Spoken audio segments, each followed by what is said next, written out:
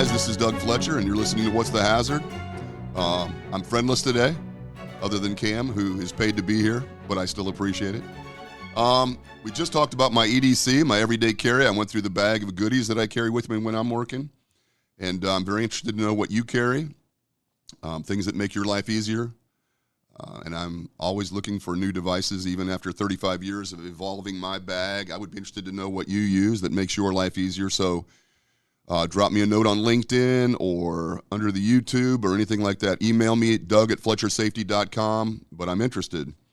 I had a good week. I hope you had a good week. I visited 4 client sites this week. Today's Friday, and we do mostly the outreach stuff, and we do the What's the Hazard podcast on Friday.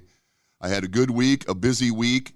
A few things came to mind during the course of this week that I thought might be interesting. So I want to talk a little bit about OSHA documentation, okay?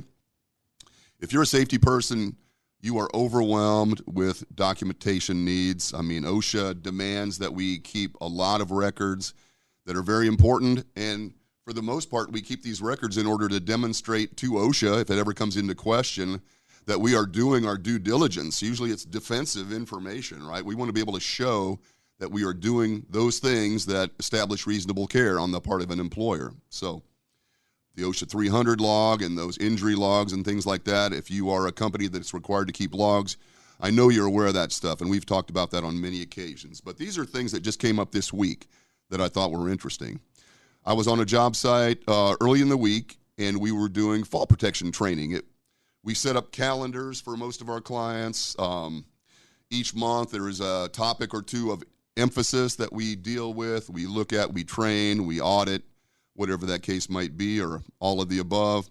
And so we were doing fall protection, and we were going through the facility, looking at harnesses, personal fall arrest systems, lanyards, retractables, just talking, educating, and inspecting. And we found a harness or two that had been damaged that wouldn't pass inspection. It probably had gotten through the daily inspections by the user, but since we were looking specifically at that stuff, we found a few of the fall indicators that had been stressed on a harness. You can start to see the stitching stress on those. And we found a keeper, that little plastic piece that holds the straps in line, had been broken. And so we recommended to the employer that this particular harness be taken out of service. And so he was very agreeable. Yeah, we'll get it out. He took it. He was we'll cut it up, get rid of it. And we were like, before you do that, make sure that you document, if you're not doing so, that on this date, as the result of an inspection, this particular piece of equipment, and they all have serial numbers, was taken out of service. And so, again, this is somewhat defensively, but if you have a fall protection program in place, you should probably document all of that information when it goes into service. When you are handing out a harness or a lanyard or something, keep track of the serial numbers, indicate the date that it was put in service, maybe on a spreadsheet or something.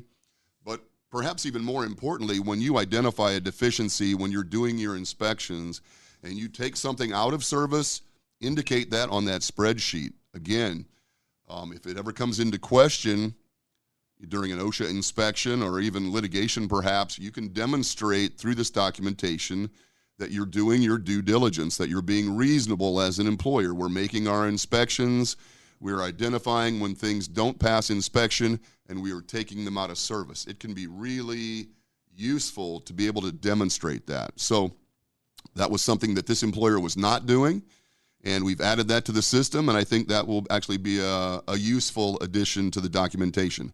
And again, I get the fact that we are overwhelmed with documentation, but this is something that I think is really important. Number 2, powered industrial trucks. Again, this is something almost ubiquitous to all workplaces. We have powered industrial trucks. We do daily inspections of those. While OSHA doesn't require that be documented, many companies keep some kind of a daily inspection log that they can check off. It's got a checklist of items that maybe the manufacturer recommends that we take a look at before we put the truck into service on that shift. And so if you keep those things, great. My question is, if that inspection identifies a deficiency, so you go through that checklist and now you found, okay, the lights are not working, the horn isn't working, maybe there is a leak in the hydraulic fluid, something like that, and you're indicating that on that inspection sheet, what happens next? Does that deficiency generate a work order? Does that deficiency require that we take that vehicle out of service? Is it unsafe to operate? I'm not sure I love the idea of leaving that decision up to the employees, to the operators.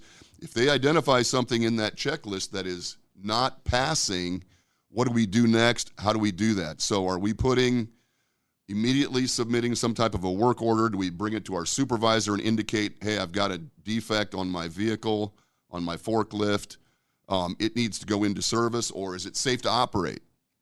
Can I just put in a work order for the future and have maintenance take a look at that when they have time? I'm concerned by that because I think in most cases, if we are doing those daily inspections, if we are finding things, oftentimes they might receive a check mark, they go into a box or a pile, or they go back into the notebook and nothing happens. So again, somewhat defensively, but I like to see some kind of paperwork generated, some kind of documentation generated as the result of finding that deficiency. Take the lift out of service, schedule a work order, take it to maintenance immediately, or go get maintenance and let them know, whatever that is. So just keep that in mind. If we're finding something, we need to do something about it.